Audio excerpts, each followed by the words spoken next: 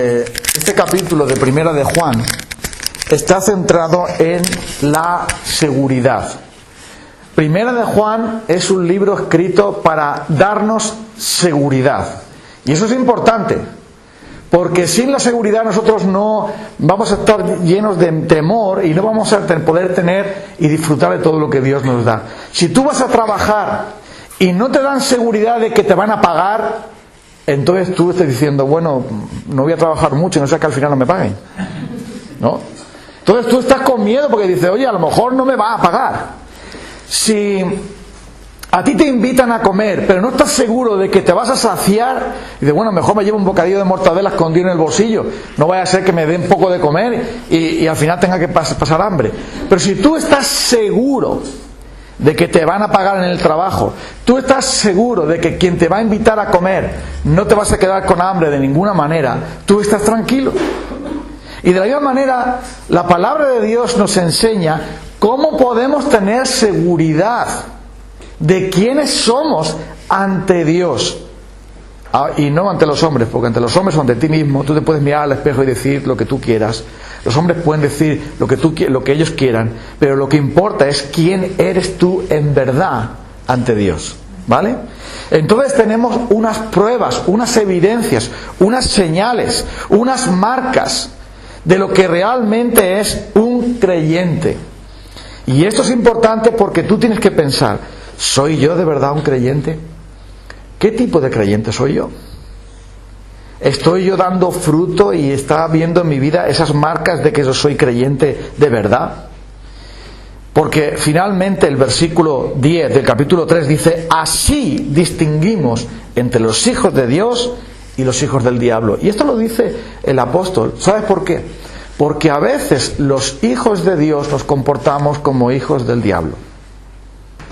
A lo mejor no lo somos. Somos hijos de Dios, pero nos comportamos de manera como si fuésemos hijos del diablo. Recuerda cuando Jesús habla de que Él tiene que ir a la muerte, tiene que ir a Jerusalén, va a ser crucificado, va a ser azotado. Y Pedro coge a Jesús. ¿Te acuerdas? ¿Sí? ¿Me sigues? Y le reprende. Nunca tal cosa te suceda.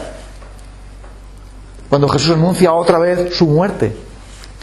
¿Y cuáles son las palabras de Jesús a Pedro? ¿Te acuerdas?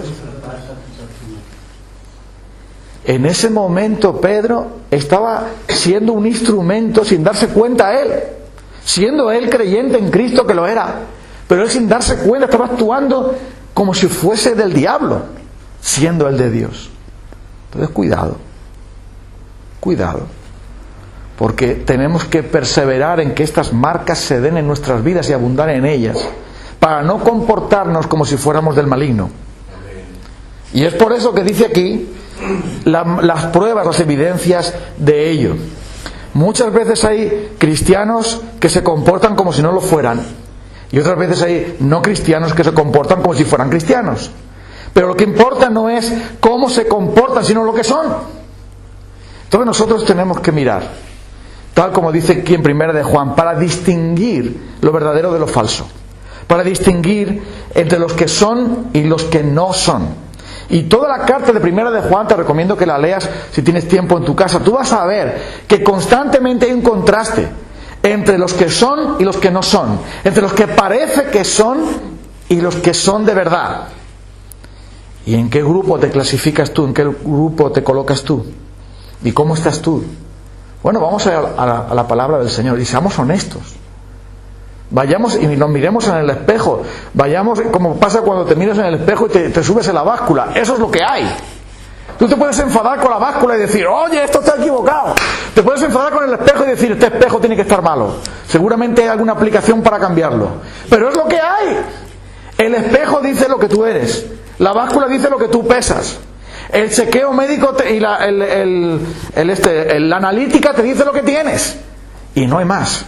Y la palabra de Dios, cuando tú te comparas con ella, lo que te dice la verdad. Te puede doler, te puede enfadar, te puede molestar, pero es la verdad. Y no debemos vivir en una mentira.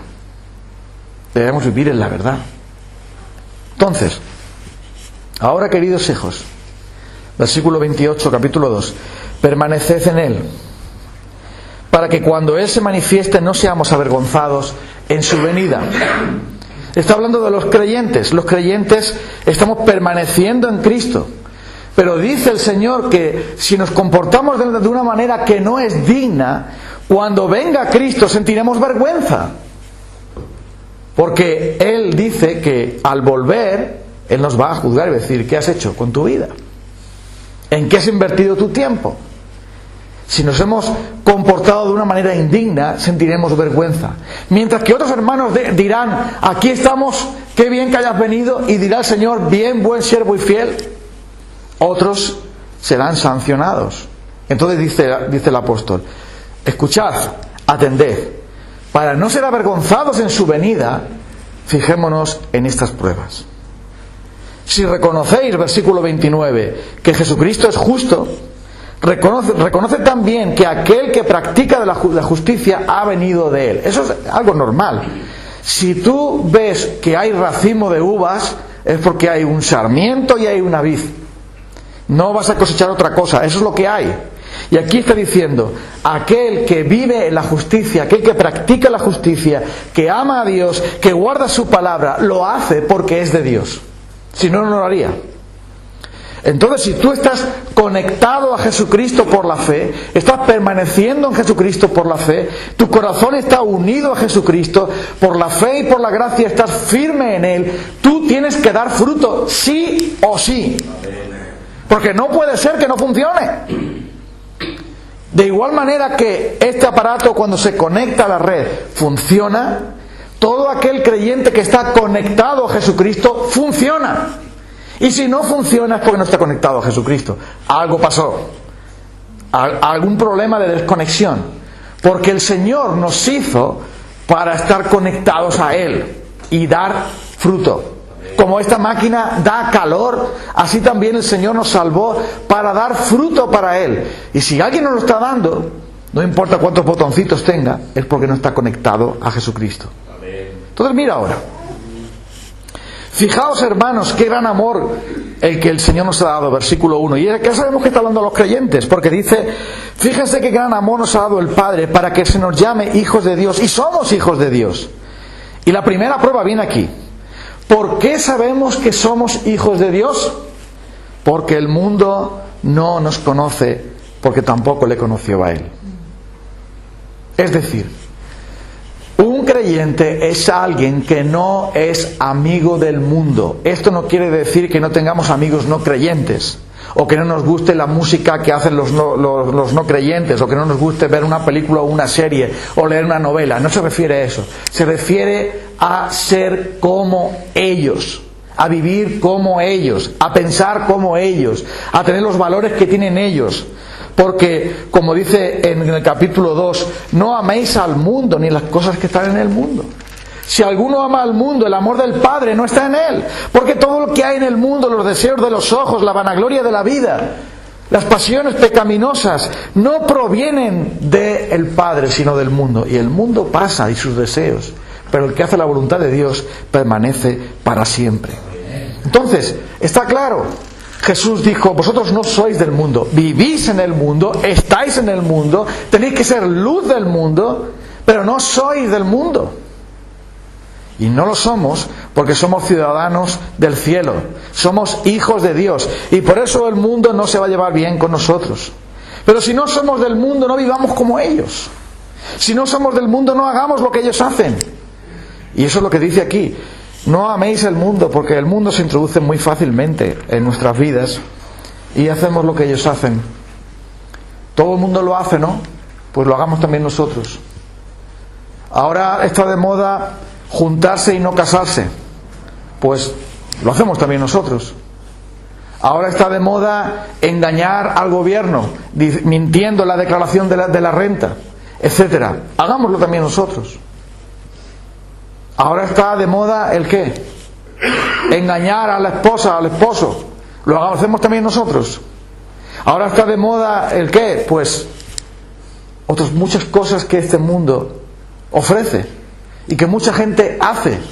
Pero ¿qué debemos hacer nosotros? Eso no, el mundo no le conoce Y si somos de Dios, el mundo no nos conocerá a nosotros. Entonces Jesús dijo: no te ruego que los saques del mundo, sino que los libres del mal. En este mundo hay cosas malas y cosas que son de Dios, cosas que no son malas. Pero tienes que discernir eso. Uno que es cristiano no puede vivir como un mundano, porque al final vas a tener problemas. Se cuenta que hubo un soldado en el ejército en los Estados Unidos en la guerra de secesión, o en la guerra entre el norte y el sur, y ese hombre no le gustaba la guerra, quería librarse de ella. Así que se le ocurrió una genial idea. Él era de los sureños, y su vestido era un vestido del sur. Entonces, para intentar escaparse de la guerra, se quitó su guerrera y se puso la guerrera del otro enemigo, ¿no? Del enemigo. ¿Pero qué pasaba? Una parte de su uniforme era unionista y otra parte era sureño. Entonces, ¿qué pasó? Que mientras él intentaba escaparse, le llovían tiros por todas partes. Porque unos decían: ese es el enemigo, le disparaban. Y otros decían: no, pero lleva la guerrera, dispárale por si acaso, no te fíes de él. Y entonces había tiros por todas partes. ¿Y sabe lo que le pasa a un cristiano cuando se quiere poner el vestido de un mundano y comportarse como tal? Que el mundo lo va a rechazar y Dios le va a rechazar. Le van a disparar por todas partes. Entonces, dice aquí, si somos de Dios, el mundo no nos tiene que conocer, porque Jesús vino al mundo y el mundo no le recibió. El mundo no le quiso. Tampoco debemos esperar que el mundo nos quiera a nosotros. Si tú, en tu familia, en tu trabajo, en la iglesia, donde sea, quieres hacer lo que agrada a Dios en contra de lo que hace el mundo, no te van a aceptar. Y Jesús lo dijo bien claro: yo no he venido a traer paz sino espada. Porque he venido a que haya enemistad entre el hijo y el padre, entre la madre y la hija. Los enemigos del hombre serán los de su propia casa. ¿Y por qué dice esto? Porque cuando el Señor entra en un corazón y tú quieres hacer lo que agrada a Dios, la voluntad de Dios, y no lo que dice el mundo, el que no es de Dios va a decir: esto yo no lo quiero, esto yo no lo aguanto, esto no lo soporto, yo quiero hacer lo que me da la gana. Y ahí viene la enemistad, ahí viene el problema. Por eso dice que el mundo no les conoce. Pero ya lo dijo Jesús, que el que ama a su padre o a su madre o a su mujer o a sus hijos o a su propia vida más que a mí, no es digno de mí. Y en tantas ocasiones nosotros amamos más a las personas que a Dios mismo. Y para que no se enfade mi hijo, para que no se enfade mi nieto, para que no se enfade mi sobrino, para que no se enfade mi mujer, para que no se enfade no sé quién, yo estoy permitiendo cosas que son contrarias a la voluntad de Dios y participando en ellas. Eso no puede ser.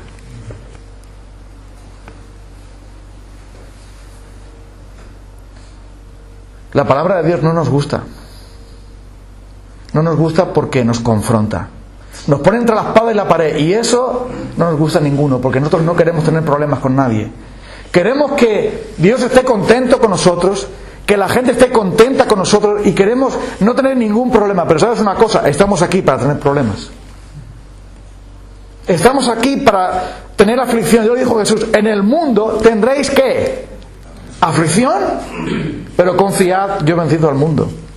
Luego entonces, la primer rasgo es que aquel que es de Dios va a estar en enemistad con el mundo. Es que es muy sencillo, que si yo camino en esta dirección, voy a dejar a mi espalda otro lugar. Si yo camino en esta dirección, no puedo ir a los dos sitios a la vez, tengo que ir a uno solo. Si tú estás caminando en dirección a Cristo, vas a dejar a tu espalda otras cosas. Y las personas que no quieren a Cristo, no les va a gustar. Entonces, queridos hermanos, ahora somos hijos de Dios. Versículo 2. Aún no se ha manifestado lo que habremos de ser, eso que será cuando venga Cristo, pero sabemos que cuando Él se manifieste seremos semejantes a Él, porque le veremos tal y como Él es. Y ahora donde viene aquí la siguiente prueba.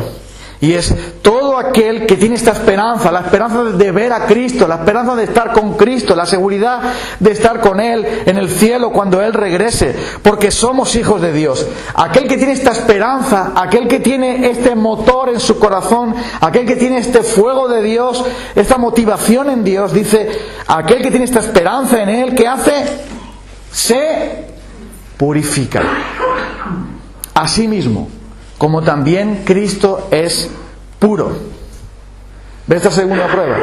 La primera es que caminas dándole la espalda al mundo, aunque el mundo te sacuda y se molesten aquellos que son del mundo. Lógico.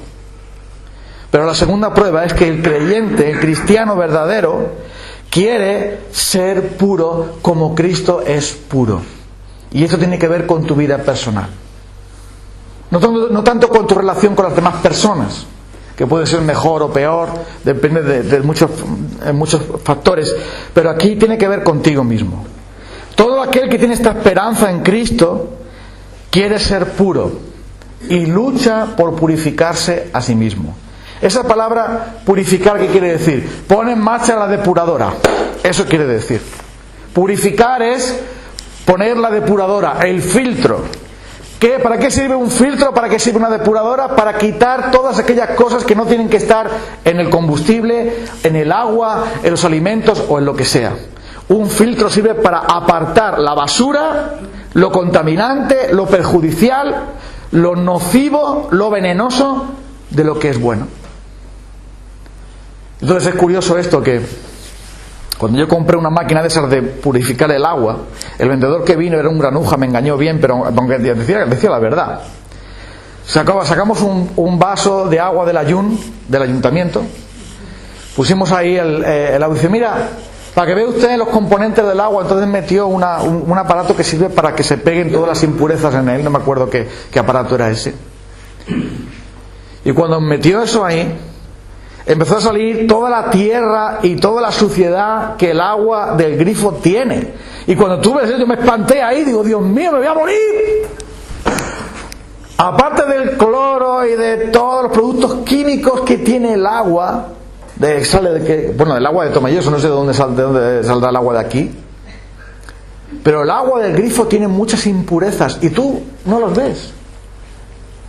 Solamente dices, bueno, como el agua es barata no podemos quejarnos mucho, pero cuando tú lo pasas por el filtro, cuando lo pasas por una máquina, cuando lo pasas con un dispositivo que capta la impureza del agua, entonces tú ves, oye, aparte de agua, ¿qué más tiene esto? Un chorro de cosas. Porque dentro del agua hay un montón de residuos, de impurezas que la contaminan. Y tú la bebes y no te das cuenta, pero estás tomando todo eso. Bueno, tenemos ahí unos dispositivos en el cuerpo que sirven para filtrar, ¿no? Pero atiende aquí, mira. Aquel que es cristiano quiere parecerse a Cristo, quiere ser como Él, quiere agradarle a Él. Y por lo tanto quiere que en su vida la impureza desecharla. No les gustan los malos pensamientos, no les gustan las malas palabras. No les gusta ni la ira, ni el rencor, ni el enojo, ni las enemistades, pleitos, celos, iras, contiendas, divisiones, envidias, mucho menos homicidios, borracheras, inmoralidades. Aquel que es de Dios quiere ser como Él. Y pone en marcha la depuradora. Y cuando pone en marcha la depuradora dice, como Él es puro, Él quiere ser agua limpia para el Señor. Él quiere agradar al Señor. Él quiere ser puro para Él, no para que la gente lo vea y le aplauda. ¡Oh, qué buena persona eres! ¡Oh, mira qué espiritual es! No está pensando en sí mismo, no está pensando en cómo sentirse bien Él. Él quiere hacerlo para Dios. Él quiere para agradar a Dios, porque Él es puro. Y es más, aquí lo va a decir aún más claro, cuando dice en el versículo 5... Ustedes saben que Jesucristo se manifestó para quitar nuestros pecados y Él no tiene pecado. Todo el que permanece en Él no practica el pecado. Todo el que practica el pecado no le ha visto ni le ha oído. Es muy sencillo esto.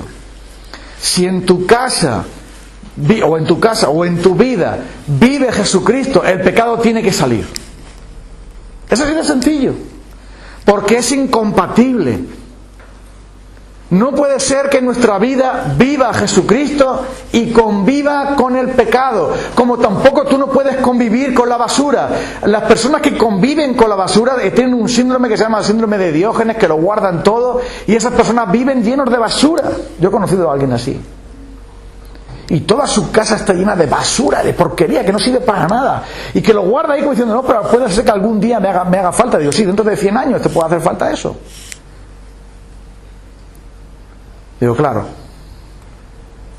si en tu casa viviera otra persona que odia el desorden y la impureza y la suciedad, una de dos, o echas tú a esa persona a la calle, o esa persona te limpia la casa y tú tienes que cambiar. Yo no puedo creer que alguien diga, Jesucristo vive en mí, y que tenga su vida llena de basura. Yo no lo puedo creer. ¿Tú lo puedes creer eso? Una de dos. O Jesucristo hace tiempo que se fue, si es que alguna vez estuvo, o no es verdad. Porque dice aquí bien claro, lo dice clarísimo. Él vino para quitar nuestros pecados y no hay pecado en Él. Entonces, si no hay pecado en Él y Él vino para quitar el pecado, cuando Jesucristo toma una vida, la purifica. Y eso lo hace ¿cómo? Tocando nuestra voluntad y nuestros pensamientos para que nosotros anhelemos, deseemos la limpieza, la pureza en nuestras vidas. Y si alguien no desea eso, no le conoce. Lo dice mucho más claro el versículo 9 del capítulo 3. Ninguno que haya nacido de Dios practica el pecado, porque la semilla de Dios permanece en él y no puede practicar el pecado porque ha nacido de Dios. Ahora bien, escucha esto es importante. De ninguna manera está diciendo aquí el Señor que el que es de Dios no peca nunca, porque entonces no tiene sentido lo que dice en el capítulo primero de Juan, capítulo 1. Si decimos que no tenemos pecado, nos engañamos nosotros mismos y la verdad no está en nosotros. Entonces no está diciendo eso. No está diciendo que el que es nacido de Dios no peque nunca. Y como a veces yo te digo bromeando, si te digo que yo llevo 15 días sin pecar, no te lo vas a creer, o sí. Claro que no. Todos somos pecadores. Y el pecado no es solamente que yo hago cosas malas, sino que el pecado es que no hago lo que debiera hacer, ¿sí o no? Yo no amo a Dios con todo mi ser todos los días de mi vida. Ni tampoco amo al prójimo todos los días de mi vida como a mí mismo. Por lo tanto, soy pecador. Entonces, ¿qué quiere decir el apóstol cuando dice todo aquel que es nacido de Dios no practica el pecado? Quiere decir que el estilo de vida de la persona que ha nacido de nuevo, al tener la simiente de Dios en él, no puede vivir en el pecado. Pongamos un ejemplo del campo, que aquí muchos entendemos del campo. Bien, imagínate un pedazo de tierra donde antes estaba liego, abandonado. ¿Y qué había ahí? Espinos, cardos, basura, ratones, lo que fuera. Pero ahora bien, eso estaba así porque estaba salvaje.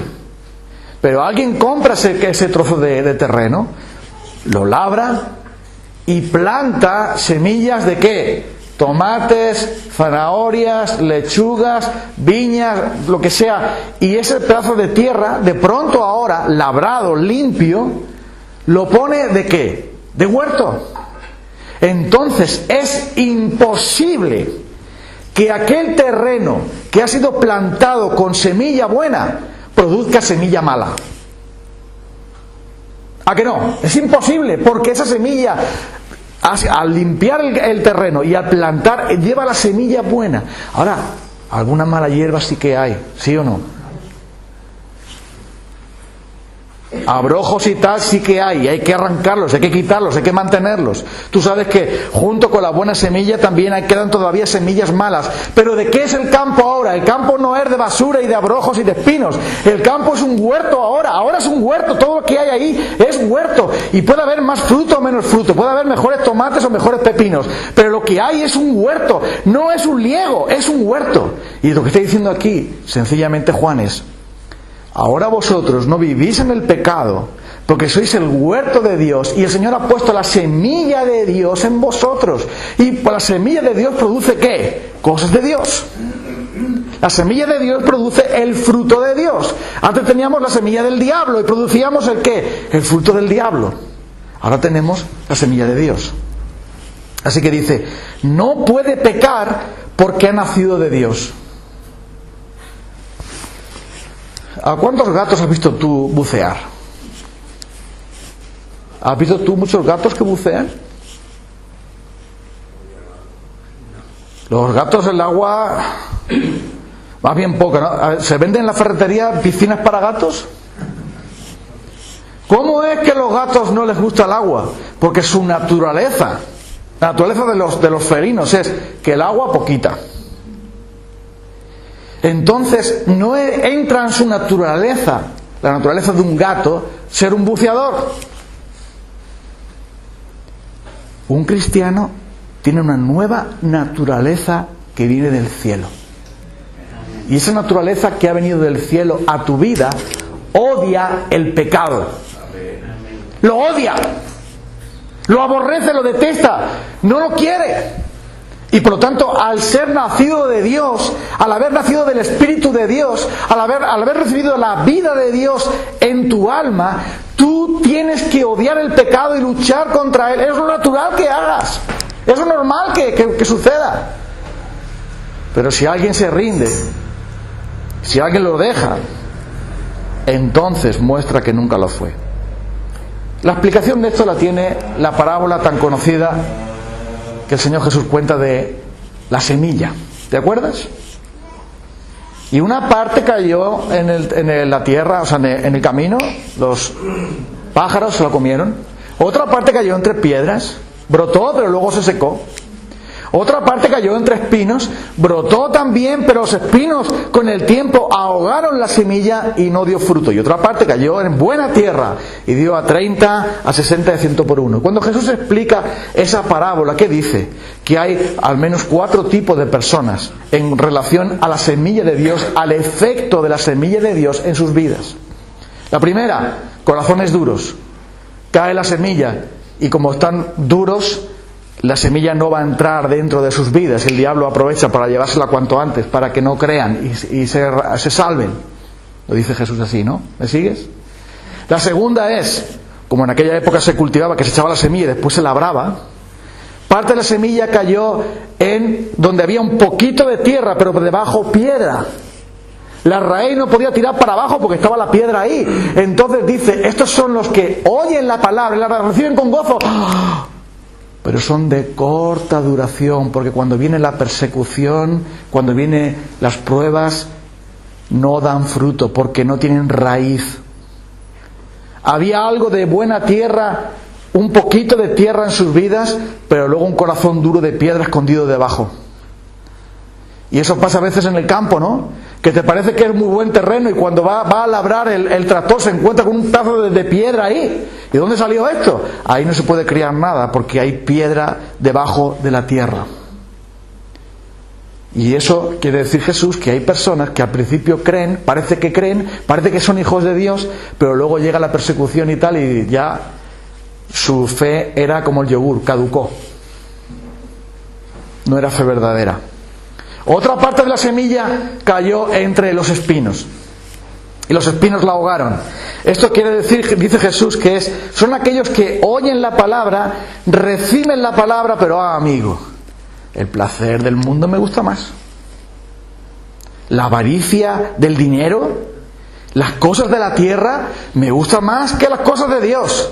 Y eso ahoga la semilla y no da fruto, porque hay espinos y hay brozas y hay enredaderas malignas que hacen que el tallo del trigo quede ahogado y el sol no le da, no puede crecer porque el espino está tapando para que no lleve para arriba el tallo.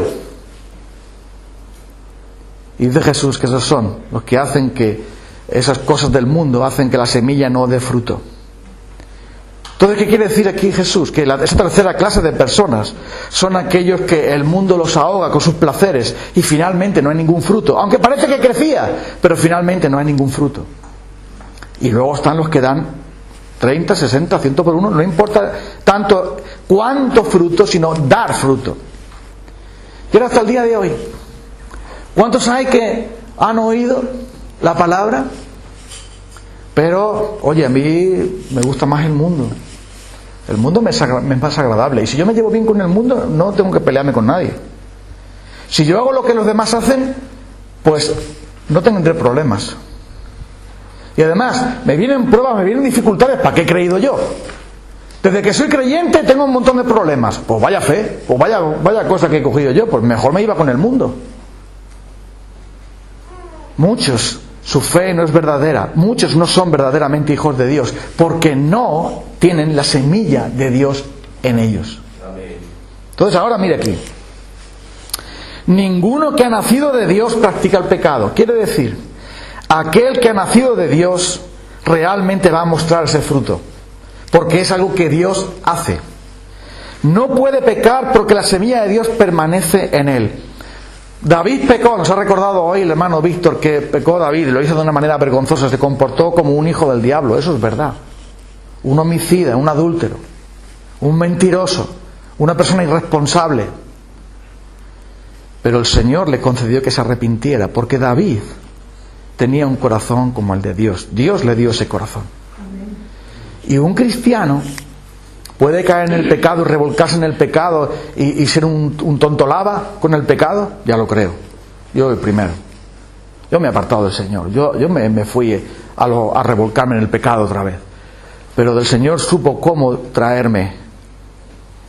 ¿Me sigues? Si eres de Dios, Dios te traerá a rastras, cojo o como sea, pero te va a traer. Mis ovejas oyen mi voz, yo las conozco y me siguen y nunca las perderé. Nunca. Y entonces, perniquebrada, atontada, como sea, cansina, pero el Señor te va a buscar y te trae. Si eres de Él, te trae, ¿sí o no? Pero Dios, Jesús, no pierde el tiempo con los que no son suyos. Yo lo siento, pero el buen pastor busca a sus ovejas. Las ovejas que no son suyas. Y por eso Jesús fue muy claro con aquellos hombres. Nosotros somos hijos de Abraham. Sois sus hijos de Abraham. Vosotros sois de vuestro padre, el diablo. Vosotros queréis hacer la voluntad de vuestro padre, el diablo. El diablo es homicida y mentiroso. Y vosotros sois homicidas porque queréis matarme a mí. Y mentirosos porque estáis practicando y viviendo y predicando la mentira. Y eso no lo hizo Abraham. Entonces, aquellos que son de Dios tienen la simiente de Dios en ellos. Y que nosotros podamos pecar, sí, podemos ser engañados, podemos ser tentados, pero la simiente de Dios llegará a dar fruto y Dios se ocupará de recuperarnos, Dios se ocupará de volver a labrarnos, Dios se ocupará de seguir sembrando en nosotros. Y eso ocurrirá sencillamente porque tenemos la simiente de Dios en nosotros. Y esta es la segunda prueba, la segunda y la más definitiva de todas, porque es también el que hace justicia. Y esta es la última cosa. Primero, el mundo. Segundo, la pureza. Tercero, la justicia. Y esto es algo que está claro también en el texto. El que practica la justicia. Mira, Jesús no solamente vivió sin pecado, sino que vivió haciendo el bien. ¿Sí o no? No solamente es que no pecó nunca, es que Él dio fruto en buenas obras para glorificar al Padre. Y Jesús lo dice bien claro: así alumbre vuestra luz delante de los hombres, para que vean vuestras buenas obras y glorifiquen a vuestro Padre que está en los cielos. Un cristiano saludable, un cristiano que tiene salud espiritual, que está bien espiritualmente, va a estar apartado del mundo viviendo una vida diferente. Va a estar luchando con su pecado, viviendo en pureza para agradar a Cristo. Y va a estar involucrado también en cosas, en obras de justicia, por amor de su nombre. No está haciendo obras de justicia un creyente para ganarse el favor de Dios, porque eso ya lo tiene ganado en Cristo. Nosotros no podemos ganarnos el favor de Dios, hermanos. Ni aunque viviéramos 1000 años y hiciéramos 1.000.000 de buenas obras. Nunca ninguna obra nuestra podrá agradar a Dios, porque tú y yo somos pecadores y estamos manchados con el pecado, y todo lo que tocamos lo manchamos con el pecado. Nuestras obras son imperfectas. Aún las mejores obras nuestras, dice el profeta Isaías, son como trapos de inmundicia, porque nada de lo que podemos hacer nosotros agrada a Dios. Pero ¿y por qué Dios dice que se agrada de nuestras obras? Porque las hacemos en el nombre de Cristo. Amén. Ese es el truco, ese es el truco, porque nosotros servimos al Señor y hacemos todo en su nombre. Por eso dice Jesús: todo lo que pidieres al Padre, ¿cómo? En mi nombre. Porque nuestras oraciones fallan más que una escopeta de caña. Nuestras oraciones son un desastre. La mejor de nuestras oraciones no llegaría jamás al corazón de Dios si no fuera por Cristo. Así que todo es a través de Él. Sin embargo, un creyente está involucrado en la justicia y en otras muchas cosas más, porque eso es fruto de la semilla que Dios ha puesto en él. A ver, un cristiano debe esforzarse en agradar a Dios, eso sí es verdad, pero en un sentido es lo natural. Es lo natural. Si le dijéramos a un bebé: Josué Israel, esfuércese usted en amar a su mamá, y si pudiera hablar diría Josué Israel: oye, que es mi madre. En su naturaleza, la naturaleza del bebé está en amar a su mamá, ¿sí o no? ¿Sí? ¿Quién te enseñó a ti a amar a tu madre? ¿Te enseñó la Guardia Civil? ¿Quién te enseñó a ti a amar a tu padre o a tu madre? Eso en tu naturaleza humana. Viene de serie, ¿no?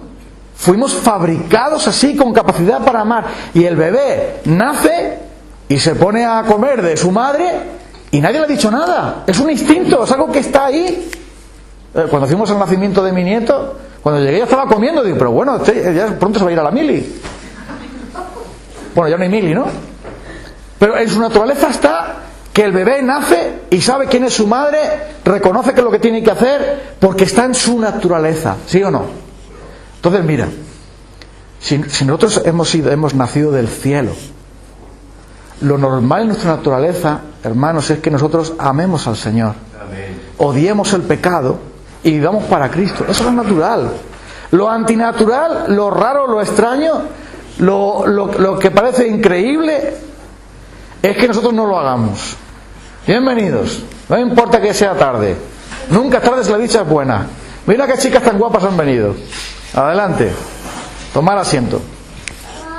Ahora, como ellos no han escuchado la predicación, voy a empezar desde primero. No. No os preocupéis. Entonces, es lo natural que suceda así. Ahora, aunque eso es verdad, y es lo natural que suceda, eso no significa que no haya que esforzarse. Y me voy a explicar aquí. A ver, la simiente del tomate echará tomate, pero cuide usted el tomatero. ¿Sí o no? El tomatero no es automático. Usted ha plantado simiente de tomate en su huerto, pero riégalo un poco, ¿no? Cultívelo y hará fruto. El Señor ha puesto la simiente de Dios, la simiente suya, la simiente santa, la simiente de Cristo en nosotros, y va a dar fruto, pero cultívalo. ¿Y qué tienes que hacer? Ora para regar esa simiente.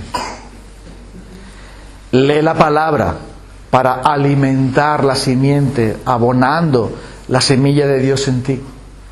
Reúnete con los hermanos para que así la simiente de Dios esté creciendo y produciendo con los medios de gracia, con las herramientas que el Señor ha dado de riego, de alimento, de sol, de aire, todas esas cosas que el Señor ha puesto a tu disposición para que tú cuidar la simiente de Dios, para que esa simiente de Dios esté más fuerte y cada vez más odies el pecado, cada vez más te apartes del mundo, cada vez más busques la pureza, cada vez más en tu vida practiques la justicia por amor de Cristo, para que la planta de Dios sea más fuerte en ti, para que el árbol de Dios sea más grande en ti, para que des fruto y vuestro fruto permanezca. Pero dice que en esto glorificado a mi Padre, en que llevéis mucho fruto y probéis así que sois mis discípulos. Entonces mira, tú cuando plantas, si tienes un terreno y plantas lo que sea para comer, ¿en qué te agradas tú? En que haya mucho fruto. Tú no plantas un olivo para que te dé sombra. Tú plantas un olivo para que te eche aceitunas, para fabricar aceite o para comértelas. Y la palabra de Dios dice que nosotros somos olivo de Dios, y Dios quiere ver fruto en nosotros. Él ha puesto la simiente, Él pone el alimento, Él pone el crecimiento, Él pone todo. Pero ahora tú cuida eso. Y por eso dice aquí: así distinguimos a los que son de Dios de los que no lo son. Esas pruebas están ahí. Entonces dice, ¿qué debemos hacer? Permanecer en Él. Eso dice en capítulo 2, el primer versículo que hemos leído. Así que, hermanos, los que somos de Cristo, permanezcamos en Él. ¿Y eso cómo se hace? Creyendo por la fe. No es una cuestión de obras. A ver, si tú y yo estamos conectados en comunión con Cristo, Él se va a encargar de que esa planta de Dios se haga más fuerte en nosotros. Es tan sencillo como eso. Y Jesús lo dice bien claro. Juan capítulo 15, que seguramente está primera de Juan pensando en eso, porque aparece muchas veces la palabra permanecer, como si Juan estuviese recordando. Me acuerdo que Jesús dijo: yo soy la vid, vosotros sois las ramas, el que permanece en mí y yo en él, este lleva mucho fruto, porque separados de mí nada podéis hacer. El que en mí no permanece es cortado y echado al fuego. El que en mí lleva fruto, lo poda para que lleve más fruto. Luego entonces, ¿cuál es el secreto de la vida cristiana? Fe. Y el segundo secreto, fe. Y el tercer secreto, fe. Y el 34º secreto, fe. Permanece unido a Cristo por la fe. Alimenta tu fe. Lee la palabra de Dios, permanece en comunión con Dios, y entonces, al ser Cristo tu Señor y estar Él habitando en tu vida, el pecado tiene que marcharse, porque cuando viene alguien más fuerte, lo débil tiene que irse. Amén. Cuando tú estás lleno de Dios, el pecado ya no cabe. Y hemos cantado antes: Espíritu, lléname de tu amor, de tu poder. En la medida en que permanecemos en Cristo, el Espíritu Santo nos va llenando, y esa misma medida empezamos a dar fruto para Dios, y esos pecados que tú ves que están ahí cansineando, llega un momento en que ya dejan de cansinear porque ya no caben. Cristo apareció para quitar el pecado, y no hay pecado en Él. Y escucha, si tú por la fe recibes a Jesucristo, el pecado en tu vida va a ser derrotado. El pecado en tu vida va a ser aniquilado. El pecado en tu vida va a ser reducido a nada. El pecado en tu vida va a perder todo el poder, y va a perder toda autoridad, y va a perder toda influencia, porque Cristo es más grande que ningún otro pecado, más que una montaña de pecados, más que 1.000 millones de demonios y 1.000 millones de diablos. El poder de Cristo tiene mucho, es tan grande y tan glorioso, que cualquier pecado, cualquier hábito pecaminoso, cualquier mal pensamiento, cualquier artimaña, cualquier cosa, es derrotado por la fe en Cristo, por la gracia de Dios y por el poder de su cruz. Y por lo tanto, en la medida en que tú estás conectado a Cristo, como dice Pablo, ya no vivo yo, mas vive Cristo en mí. Y lo que vivo ahora lo vivo en la fe del Hijo de Dios. ¿Ahí cómo se vive? En la fe del Hijo de Dios. Entonces mira, yo no tengo poder para enfrentarme a mi pecado. Él sí lo tiene. Yo no tengo poder para poner en orden ciertas cosas de mi vida que no están funcionando, en mi familia, en mi matrimonio. No sé cómo hacerlo. Él sí puede en ti. Él es poderoso en ti. Él tiene todo el poder en ti. Si Él vive en ti, entonces cree en Él y déjale a Él. Porque la simiente de Dios está en ti, y la simiente de Dios siempre lleva fruto. No, los espinos no podrán con ella, porque ha caído en buena tierra. Las aves del cielo no se la van a llevar, y las rocas no van a impedir que eche, porque Cuando tú has sido labrado por el Espíritu Santo, cuando has sido tocado por Él, entonces la simiente de Dios da fruto. Así que permanezcamos en Él, para que no seamos avergonzados cuando Él venga. Permanezcamos en Él. Simplemente es eso. Es por la fe y es por la gracia. Y eso es lo maravilloso. Pero alguno puede decir, oye, pero la culpa la tengo yo porque me esfuerzo poco en crecer o en llevar fruto y por lo tanto yo soy el culpable. No se trata de que te esfuerzas poco, se trata de que crees poco. Crees poco. El problema nuestro, hermanos, no se llama falta de fuerza, sino falta de fe. Porque si yo tengo en mi vida un pecado que me está atormentando porque tengo malos pensamientos en una cuestión, o tengo un hábito pecaminoso que no sé cómo romperlo, o tengo un problema de lo que fuera, de enemistad, de lo que sea, de cualquier cosa, y tengo un pecado persistente que ha echado raíces en mí y que estoy luchando con él, no puedo con él, ¿cuál es entonces la clave? La clave no está esfuérzate más en sacar el pecado, sino la clave está ve a la cruz y deja que Jesucristo lo arranque. Él sí puede. Y yo te invito en esta tarde a que creas en Él, porque no hay pecado en Él. Y todo aquel que le tiene a Él dice que Él ha venido para quitar nuestros pecados. Él ha venido para deshacer las obras de Satanás. Él ha venido para darnos vida y vida en abundancia. Entonces nosotros lo que necesitamos, por la fe, dejar que Cristo sea nuestro Señor, dejar que Él con su poder nos llene. Y eso hará que no seamos avergonzados. Eso hará que la simiente de Dios sea más poderosa en nosotros. Eso hará que de una manera natural, sin que ni te des cuenta, llegará el momento que tú vas a ver tus pecados bajo tus pies. Tú vas a ver tus pecados superados, como cuando pasas por un tramo malo de curvas y ya no te acuerdas de los tramos malos de curvas porque vas avanzando en la carretera. Así sucede cuando tú crees en Jesucristo. Pasas por tramos malos, de curvas, de baches, el camino te parece que no va a terminar nunca, pero una vez que superas eso dices, bueno, yo ya lo he pasado, lo pasé. Y tú y yo veremos superados todas esas cosas si creemos. Es decir, si permanecemos en Jesucristo. Porque mira lo que dice Jesús, separados de mí, nada podéis hacer. Vamos a venir al Señor, vamos a orar un momento.